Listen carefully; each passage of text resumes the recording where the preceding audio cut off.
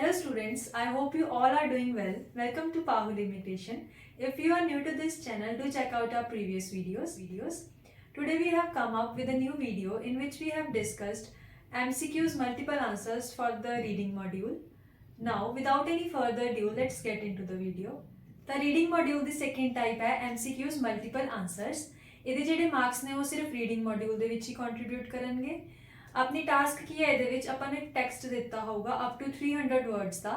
ਆਪਾਂ ਕੁਐਸਚਨ ਸਮਝ ਕੇ ਕਿ ਕੁਐਸਚਨ ਦੇ ਵਿੱਚ ਪੁੱਛ ਕੀ ਰਹੇ ਨੇ, ਫਿਰ ਉਸ ਨੂੰ ਪੈਸੇਜ ਦੇ ਵਿੱਚੋਂ ਉਸ ਦਾ ਆਨਸਰ ਲੱਭ ਕੇ ਆਪਾਂ ਇੱਕ ਤੋਂ ਜ਼ਿਆਦਾ ਆਪਸ਼ਨਸ ਚੂਜ਼ ਕਰਨੀਆਂ ਨੇ। ਮਲਟੀਪਲ ਆਨਸਰਸ ਲਗਾਣੇ ਨੇ, ਇਸ ਲਈ ਇੱਕ ਤੋਂ ਜ਼ਿਆਦਾ ਆਪਸ਼ਨਸ ਚੂਜ਼ ਕਰਨੀਆਂ ਨੇ ਤੇ ਆਪਾਂ ਸਿਰਫ ਉਹੀ ਆਪਸ਼ਨ ਚੂਜ਼ ਕਰਨੀ ਹੈ ਜਿਹੜੀ ਆਪਾਂ ਨੂੰ ਲੱਗ ਰਹੀ ਹੈ ਕਿ ਇਹ ਸਹੀ ਹੈ। ਕੋਈ ਵੀ ਗੈਸ ਵਰਕ ਨਹੀਂ ਕਰਨਾ ਕਿਉਂਕਿ ਇਸ ਮੋਡਿਊਲ ਦੇ ਵਿੱਚ ਨੈਗੇਟਿਵ ਮਾਰਕਿੰਗ ਹੈ ਤੇ ਜੋ ਵੀ ਆਪਸ਼ਨਸ ਆਪਾਂ ਹਾਈਲਾਈਟ ਕਰਾਂਗੇ ਉਹ ਯੈਲੋ ਕਲਰ ਦੇ ਵਿੱਚ ਹਾਈਲਾਈਟ ਹੋਣਗੀਆਂ।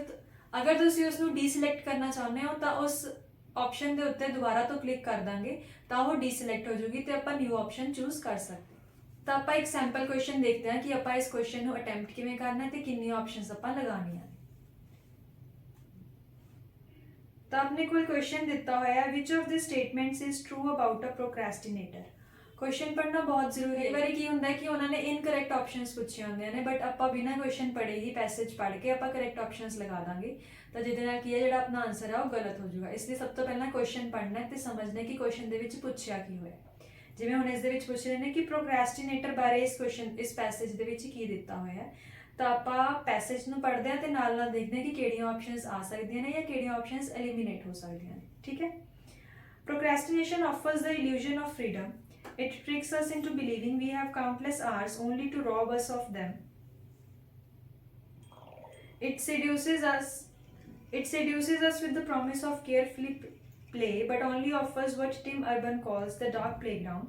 This playground has the same fun activities as a real playground, but since you shouldn't be there, the experience is fraught with guilt and worry. ਹੁਣ ਇੱਥੇ ਤੱਕ ਦੇਖੋ ਪ੍ਰੋਕ੍ਰੈਸਟੀਨੇਟਰ ਵਰਡ ਇੱਕ ਵਾਰੀ ਵੀ ਨਹੀਂ ਆਇਆ ਤਾਂ ਆਪਾਂ ਇਸ ਪਾਰਟ ਨੂੰ ਸਕਿਪ ਵੀ ਕਰ ਸਕਦੇ ਹਾਂ। ਉਸ ਤੋਂ ਬਾਅਦ ਹੈ the procrastinator has a false sense of security. He feels optimistic that everything is in control, so there is plenty of time to goof off. He often misjudges the time it will take to complete a task. An estimate of 30 minutes for a job that will take 2 hours leaves him short. This is why procrastination has been linked to a credit card. It is easy and fun at first, but then you get the bill, and then the interest is paid in feelings of dread, anxiety, helplessness, and self-hatred. ਤਾਂ ਜਿੰਨਾ ਵੀ ਆਪਾਂ ਹੁਣ ਤੱਕ ਪੜ੍ਹਿਆ ਉਸ ਦੇ ਵਿੱਚੋਂ ਜਿਹੜੀ ਸੈਕਿੰਡ ਆਪਸ਼ਨ ਹੈ ਉਹ ਆਪਣੇ ਕੋਲ ਐਲੀਮੀਨੇਟ ਹੋ ਗਈ ਕਿਉਂਕਿ ਇਸ ਦੇ ਵਿੱਚ ਉਹ ਕਹਿ ਰਹੇ ਨੇ ਕਿ ਘੱਟ ਸਮੇਂ ਦੇ ਵਿੱਚ ਉਹ ਬੈਟਰ ਰਿਜ਼ਲਟਸ ਡਿਲੀਵਰ ਕਰਦੇ ਨੇ। ਬਟ ਆਪਣੇ ਕੋਲ ਜਿਹੜੀ ਉੱਪਰ ਸੈਂਟੈਂਸ ਦਿੱਤਾ ਹੋਇਆ ਉਹਦੇ ਵਿੱਚ ਦਿੱਤਾ ਹੋਇਆ ਹੈ ਕਿ ਉਹ ਟਾਈਮ ਨੂੰ ਮਿਸਜੱਜ ਕਰਦੇ ਨੇ ਕਿ it will take to complete a task an estimate of 30 minutes ਵੀ ਜੇ ਹੋਣਗੇ ਉਹਨਾਂ ਕੋਲ ਤਾਂ ਉਹ ਵੀ ਉਹਨਾਂ ਨੂੰ ਘੱਟ ਪੈ ਜਾਣਗੇ। ਠੀਕ ਹੈ। ਤਾਂ ਆਪਣੇ ਕੋਲ ਜਿਹੜੀ ਸੈਕਿੰਡ ਆਪਸ਼ਨ ਹੈ ਉਹ ਗਲਤ ਹੋ ਗਈ। ਇਸ ਦੇ ਨਾਲ ਹੀ ਆਪਣੀ ਜਿਹੜੀ ਥਰਡ ਆਪਸ਼ਨ ਹੈ ਇਹ ਵੀ ਗਲਤ ਹੋ ਗਈ। ਉਸ ਤੋਂ ਬਾਅਦ ਸੈਕਿੰਡ ਪੈਰਾਗ੍ਰਾਫ ਦੇ ਵਿੱਚ ਦਿੱਤਾ ਹੋਇਆ however the habit of not doing is tough to break because it's self-reinforcing. A good grade or sometimes just a passing grade is proof that the system works and that performing under pressure is necessary and effective. ਉਰੇ ਸਿਰਫ ਇਹਨਾਂ ਦਿੱਤਾ ਹੋਇਆ ਕਿ performing under pressure is necessary and effective, ਪਰ ਇਹ ਨਹੀਂ ਦਿੱਤਾ ਹੋਇਆ ਕਿ ਉਹ ਇੰਜੋਏ ਕਰਦੇ ਨੇ ਪ੍ਰੈਸ਼ਰ ਅੰਡਰ ਕੰਮ ਕਰਨਾ, ਇਸ ਕਰਕੇ ਜਿਹੜੀ ਫਿਫਥ ਆਪਸ਼ਨ ਹੈ ਉਹ ਵੀ ਆਪਣੇ ਕੋਲ ਐਲੀਮੀਨੇਟ ਹੋ ਗਈ। ਉਸ ਤੋਂ ਬਾਅਦ ਹੈ unfortunately the cost of putting things off is more than time. It strengthens the erroneous belief that work has to be unpleasant. Although the procrastinator becomes well practiced in avoidance, he never develops important skills such as planning, organization, thought development and attention to detail.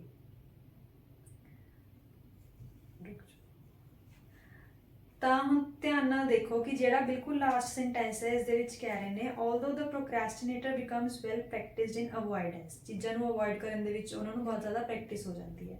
ਇਸ ਕਰਕੇ ਆਪਣੇ ਕੋਲ option ਆ ਗਈ fourth ਤੇ ਉਸ ਤੋਂ ਬਾਅਦ ਦਿੱਤਾ ਹੋਇਆ ਹੈ he never develops important skills such as planning, organization, thought development and attention to detail.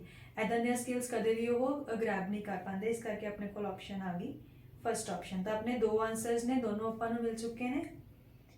ਤਾਂ ਇਸ ਕਰਕੇ ਕੋਈ ਵੀ ਗੈਸ ਵਰਕ ਨਹੀਂ ਕਰਨਾ। ਜੇ ਆਪਾਂ ਇੱਕ ਕੁਐਸਚਨ ਤੇ ਮੈਕਸਿਮਮ 2 ਮਿੰਟਸ ਵੀ ਲਗਾ ਰਹੇ ਹਾਂ, ਅਗਰ ਆਪਾਂ ਇੱਕ ਕੁਐਸਚਨ ਤੇ ਮੈਕਸਿਮਮ 2 ਮਿੰਟਸ ਵੀ ਲਗਾ ਰਹੇ ਹਾਂ ਤਾਂ ਵੀ ਬਹੁਤ ਆਰਾਮ ਨਾਲ ਆਪਾਂ ਆਨਸਰਸ ਨੂੰ ਚੂਜ਼ ਕਰ ਸਕਦੇ ਹਾਂ। ਬਸ ਕਰਨਾ ਕੀ ਹੈ, ਇੱਕ ਵਾਰੀ ਜਸਟ ਆਪਾਂ ਪੈਸੇਜ ਨੂੰ ਰੀਡ ਥਰੂ ਕਰਨਾ ਹੈ ਕਿ ਪੈਸੇਜ ਦੇ ਵਿੱਚ ਗੱਲ ਕਾਹਦੀ ਹੋ ਰਹੀ ਹੈ।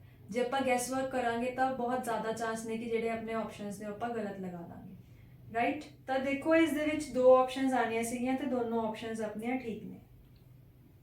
ਆਪਾਂ ਨੂੰ ਪਤਾ ਹੈ ਕਿ ਜਿਹੜੇ ਇਹ MCQs ਨੇ ਇਹ ਸਿਰਫ ਰੀਡਿੰਗ ਮੋਡਿਊਲਸ ਕੰਟਰੀਬਿਊਟ ਕਰਦੇ ਨੇ, ਪਰ ਆਪਾਂ ਬਿਲਕੁਲ ਵੀ ਇਹਨਾਂ ਨੂੰ ਛੱਡਣਾ ਨਹੀਂ ਹੈ, ਕਿਉਂਕਿ ਅਗਰ ਆਪਾਂ ਨੂੰ ਇੱਕ ਕੁਐਸਚਨ ਦੋ ਕੁਐਸਚਨ ਸੋਲਵ ਕਰਨ ਦੇ ਮਾਰਕਸ ਮਿਲ ਰਹੇ ਨੇ, ਅਗਰ ਆਪਣਾ ਆਨਸਰ ਸਹੀ ਹੁੰਦਾ ਤਾਂ ਆਪਣਾ ਫਾਇਦਾ ਹੈ ਕਿ ਆਪਣੇ ਜਿਹੜੇ ਓਵਰਆਲ ਮਾਰਕਸ ਨੇ ਉਹ ਇਨਕਰੀਜ਼ ਹੋ ਜਾਣਗੇ। ਇਸ ਲਈ ਕਿਸੇ ਵੀ ਟਾਈਪ ਨੂੰ ਬਿਲਕੁਲ ਵੀ ਸਕਿਪ ਨਹੀਂ ਕਰਨਾ।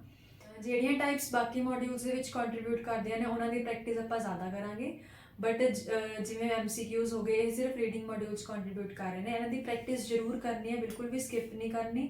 ਬਟ ਹਾਂ ਬਾਕੀ ਟਾਈਪਸ ਦੇ ਨਾਲੋਂ ਆਪਾਂ ਘੱਟ ਪ੍ਰੈਕਟਿਸ ਕਰਾਂਗੇ। ਅਗਰ ਆਪਾਂ ਸਕਿਪ ਕਰ ਦਾਂਗੇ ਤਾਂ ਐਗਜ਼ਾਮ ਦੇ ਵਿੱਚ ਆਪਾਂ ਨੂੰ ਬਹੁਤ ਔਖਾ ਹੋਊਗਾ ਅਟੈਂਪਟ ਕਰਨਾ, ਤੇ ਹੋ ਸਕਦਾ ਆਪਾਂ ਉੱਥੇ ਵੀ ਜਸਟ ਇੱਕ ਗੈਸ ਵਰਕ ਕਰਕੇ ਆਪਣਾ ਆਨਸਰ ਲਗਾ ਦਈਏ। ਇਸ ਲਈ ਪ੍ਰੈਕਟਿਸ ਬਿਲਕੁਲ ਵੀ ਸਕਿਪ ਨਹੀਂ ਕਰਨੀ, ਚਾਹੇ ਇੱਕ ਦਿਨ 'ਚ ਆਪਾਂ 2 ਜਾਂ 3 ਕੁਐਸਚਨਸ ਅਟੈਂਪਟ ਕਰੀਏ, ਬਟ ਕਰਨੇ ਜ਼ਰੂਰ ਨੇ, ਠੀਕ ਹੈ। So this is it for today. If you like this video give it a big thumbs up. ਤੁਸੀਂ ਹੋਰ ਕਿਸ ਤਰ੍ਹਾਂ ਦੀਆਂ ਵੀਡੀਓਜ਼ ਦੇਖਣਾ ਪਸੰਦ ਕਰੋਗੇ ਸਾਨੂੰ ਪਲੀਜ਼ ਕਮੈਂਟ ਸੈਕਸ਼ਨ ਦੇ ਵਿੱਚ ਜ਼ਰੂਰ ਦੱਸੋ। ਇਸ ਤਰ੍ਹਾਂ ਦੀਆਂ ਹੋਰ ਵੀਡੀਓਜ਼ ਦੇਖਣ ਲਈ ਸਾਡੇ ਚੈਨਲ ਨੂੰ ਸਬਸਕ੍ਰਾਈਬ ਕਰੋ ਅਤੇ ਆਪਣੇ ਫਰੈਂਡਸ ਦੇ ਨਾਲ ਜ਼ਰੂਰ ਸ਼ੇਅਰ ਕਰੋ। Don't forget to press the bell icon so you never miss any updates from our side. Thank you so much.